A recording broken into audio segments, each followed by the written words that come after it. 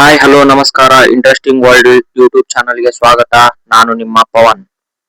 ದೇಶದಲ್ಲಿನೇ ಭಾರಿ ವಿಚಾರ ಆಗ್ತಾ ಇರೋ ಟಾಪಿಕ್ ಏನಂತಂದ್ರೆ E20 ಮತ್ತೆ E85 ಫ್ಯೂಲ್. ಇದನ್ನ ಫ್ಲೆಕ್ಸಿ ಫ್ಯೂಲ್ ಅಂತಾನು ಕರೀತಾರೆ, ಮತ್ತೆ ಎಥನಾಲ್ ಮಿಕ್ಸ್ಡ್ ಪೆಟ್ರೋಲ್ ಅಂತಾನು ಕರೀತಾರೆ. ಇದನ್ನ ನೋಡೋಣ. ಇದನ್ನ ಈಗ ರೀಸೆಂಟ್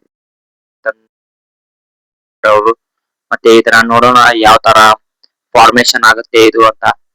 ಮೊದಲನೇದಾಗಿ ಎಥನಾಲ್ ಹೇಗೆ ರೆಡಿ ಆಗುತ್ತೆ ಅಂತಂದ್ರೆ, ಇದು ಕಬ್ಬಿನಲ್ಲಿ ಬರುತ್ತಿರೋ ಮೊಲಾಸಿಸ್ ಇಂದಾನೆ ಇದು ಆಗ್ತಾ ಇದೆ ಅಂತ ಇನ್ಫಾರ್ಮೇಶನ್ ಪ್ರಕಾರ ತಿಳಿದು ಬರುತ್ತೆ. ಮತ್ತೆ ಕೇಳ್ಪಡ್ತಾರೆ. ಮತ್ತೆ ಗೋವಿನ ಜೋಳ ಇದು ಕರ್ನಾಟಕದಲ್ಲಿ ಅತಿ ಹೆಚ್ಚು ಬೆಳೀತಾ ಇರೋ ಒಂದು ಪದಾರ್ಥ ಅಂತಾನೆ ಹೇಳ್ಬೋದು. ಗೋವಿನ ಜೋಳ ಬಹಳ ಯಥೇಚ್ಛವಾಗಿ ಬೆಳೀತಾ ಇದ್ದಾರೆ. ಮತ್ತೆ ಇದಕ್ಕೇನು ಸಹ ರೇಟ್ ಸಿಗ್ತಾ ಇಲ್ಲ. ಮತ್ತೆ ಇದನ್ನ ಎಥನಾಲ್ ಪ್ರೊಡ್ಯೂಸ್ ಅಲ್ಲಿ ಯೂಸ್ ಮಾಡ್ತಾ ಇದ್ದಾರೆ ಅಂದ್ರೆ ಇದಕ್ಕೂ ಸಹ ರೇಟ್ ಸಿಗ್ಬೋದು. ಆದ್ರೆ ಮತ್ತೆ ರೈತರಿಗೂ ಬೆಂಬಲ ಆಗ್ಬೋದು. ಎಷ್ಟರ ಮಟ್ಟಿಗೆ ಎಥನಾಲ್ ಒಳ್ಳೆಯದು, ಎಷ್ಟರ ಮಟ್ಟಿಗೆ ಎಥನಾಲ್ ಕೆಟ್ಟದ್ದು ಅಂತಾನೆ ತಿಳ್ಕೊಳ್ಳೋಣ. ಇದನ್ನ ಮೊದಲನೇದಾಗಿ ಇದನ್ನ ಅತಿ ಹೆಚ್ಚು ಪ್ರಮಾಣದಲ್ಲಿ ಯೂಸ್ ಮಾಡೋದಂದ್ರೆ ಅಂದ್ರೆ ಪ್ರೊಡ್ಯೂಸ್ ಮಾಡೋ ಪದಾರ್ಥ ಅಂತ ಅಂದ್ರೆ ಕಬ್ಬಿನಿಂದ ಇದನ್ನ ಎಥನಾಲ್ ನ ಯಥೇಚ್ಛವಾಗಿ ಇದು ಪ್ರೊಡ್ಯೂಸ್ ಮಾಡ್ತಾರೆ.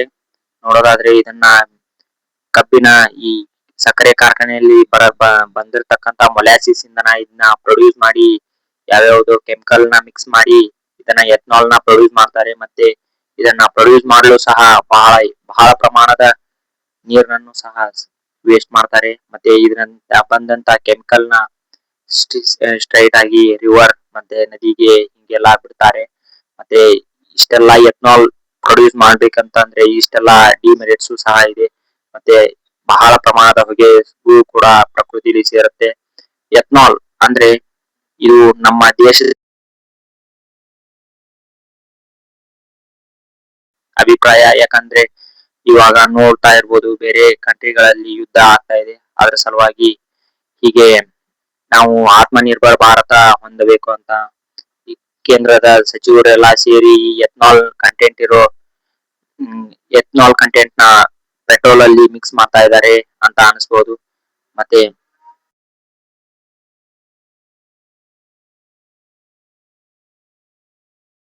ನೋಡೋದಾದ್ರೆ ಇದನ್ನ ಯಥೇಚ್ಛವಾಗಿ ಯೂಸ್ ಮಾಡೋದ್ರಿಂದ ಗಾಡಿಯಲ್ಲಿರೋ ಫ್ಯೂಲ್ ಟ್ಯಾಂಕ್ ಏನೋ ಜಂಗ್ ತಿನ್ನುತ್ತೆ ಅಂತ ಹೇಳ್ತಾರೆ. ಮತ್ತೆ ಇಂಜಿನ್ ಕೂಡ ಪ್ರಾಬ್ಲಮ್ ಬರುತ್ತೆ ಅಂತ ಹೇಳ್ತಾರೆ. ಇನ್ನು ಅದು ಅಷ್ಟೊಂದು ಪ್ರಮಾಣವಾಗಿ ಬೆಳಕಿಗೆ ಬಂದಿಲ್ಲ, ಅದನ್ನೇ ಕಾದ್ ನೋಡ್ಬೇಕು. ಇದು E20 ಮತ್ತೆ E85 ರನ್ ಆಗುತ್ತೋ ಇಲ್ವೋ ಅಂತ ನೋಡ್ಬೇಕು. ಯಾಕಂದ್ರೆ E85 ಅಂತ ಅಂದ್ರೆ ಇದು ಅಷ್ಟೇನು ಪೆಟ್ರೋಲ್ ತರ ಪವರ್ ಬರುತ್ತೋ ಇಲ್ಲೋ ಗೊತ್ತಿಲ್ಲ. ಮತ್ತೆ ಇದನ್ನ ಪೆಟ್ರೋಲ್ ಅಲ್ಲಿ ಸಹ ಮಿಕ್ಸ್ ಮಾಡ್ತಾ ಇದ್ದಾರೆ ಅಂದ್ರೆ ಅದು ಕಂಪ್ಲೀಟ್ ಆಗಿ ಪೆಟ್ರೋಲ್ ಜೊತೆ ಮಿಕ್ಸ್ ಆಗಲ್ಲ ಅದು.